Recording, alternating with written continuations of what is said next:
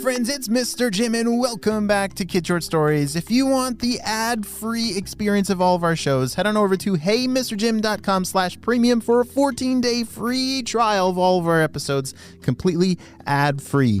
Today's story comes to us from Kai. Hey Kai, he sent me an awesome idea for a story and you can too. Just head over to kidshortstories.com, send me your idea, and maybe we'll turn it into an awesome adventure. Are you guys ready for an adventure about a sea creature? Me too. Let's go!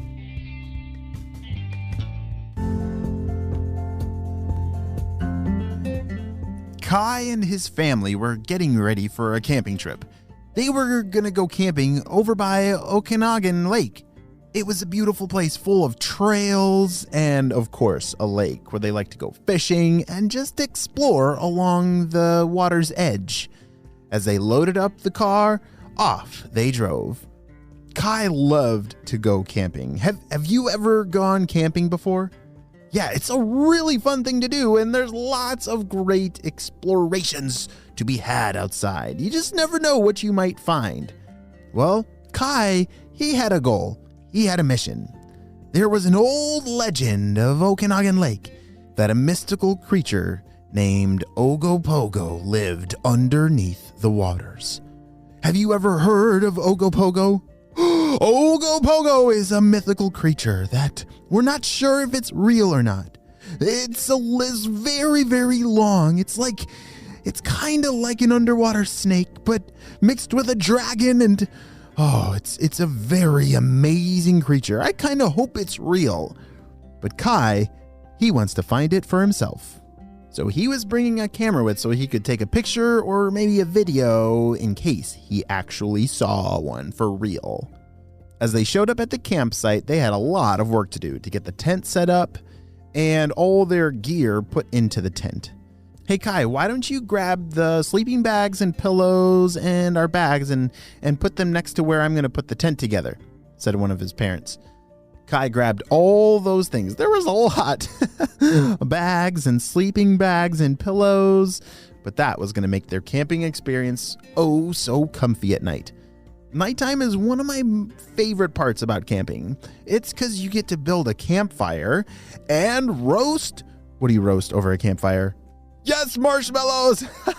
That is one of the definitely the best parts about camping. But not only that, but also just looking up at the sky when it's nighttime. You get to see all those beautiful stars in the sky that maybe you wouldn't see from your house.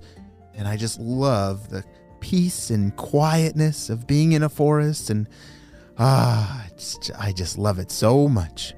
Well, as Kai finished his job, his parents said that he could go on a little bit of a walk around the lake near the shore by their campsite. All right, Kai, do not go in the water right now, but you can go on a little bit of a hike on the trail that goes right along the edge of the water. Stay where we can still see you, just don't go too far. Okie dokie, said Kai. As Kai walked down to the water's edge, he was blown away at how clear, crystal clear the water was. Have you ever been to a lake where you can see all the way to the bottom? I love that you can see the fish swimming around and the rocks at the bottom of the lake. Oh, those are my favorite kind of lakes, when you can see the crystal clear water. As Kai started walking along the edge of the lake, he heard a sound. Splash. He reached for his camera, but oh no, it wasn't in his pocket. He left his camera back at the... man, he left his camera back at the tent. Kai debated if he should run back to grab his camera or check out what that sound was. He decided just to go check out what that splash was. It was probably just a big fish. As Kai rounded the corner and pulled back some bushes, he poked his head out and looked over the lake. There it was. I can't believe it! It's the real Ogopogo!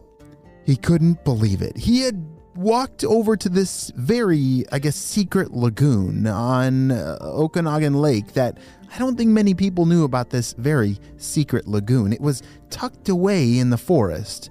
But there it was. For sure. Absolutely for sure. The Ogopogo. And it looked over right at Kai. Why, hello over there. Oh my goodness. He can talk. Hi, my name's Kai.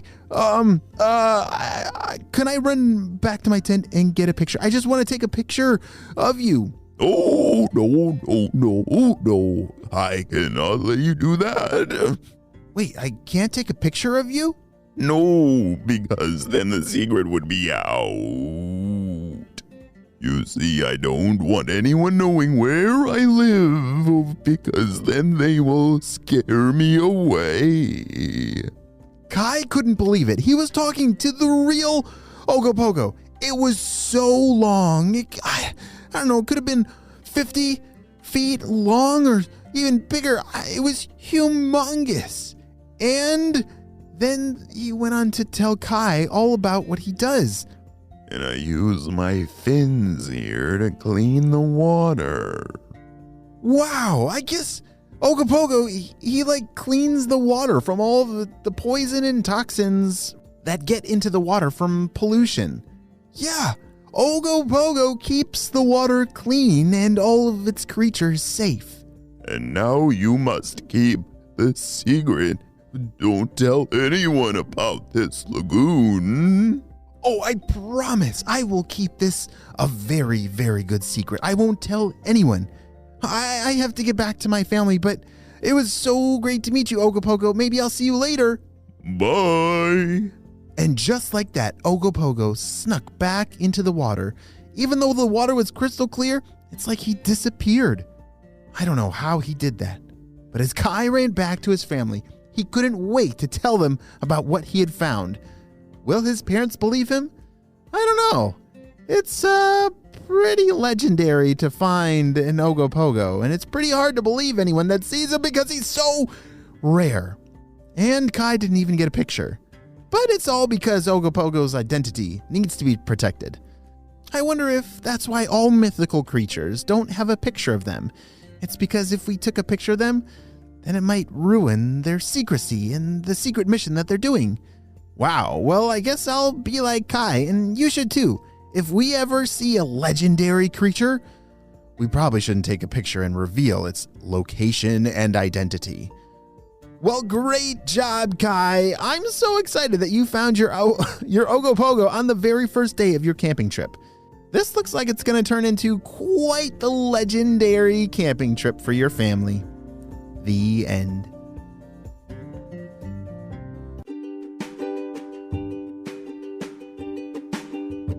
Great job, you listened all the way to the end, and you know what time it is. It's time for Kid Shoutouts. I want to say hey to Patrick from Washington, Sienna and Chloe from Michigan, Jack and Dean from Aruba, Zara and Micah from Atlanta, Etienne from Ireland, Yusuf from Nova Scotia, Noah from Honolulu, Hawaii, and Miles from Beacon, New York. I'm so glad that you're all in the Kid Short Stories family. And on our spy team, we could not stop Dr. Stinky Breath and his crew without you, my friends. Well, you have a super duper day. And I will see you on our next adventure. Bye.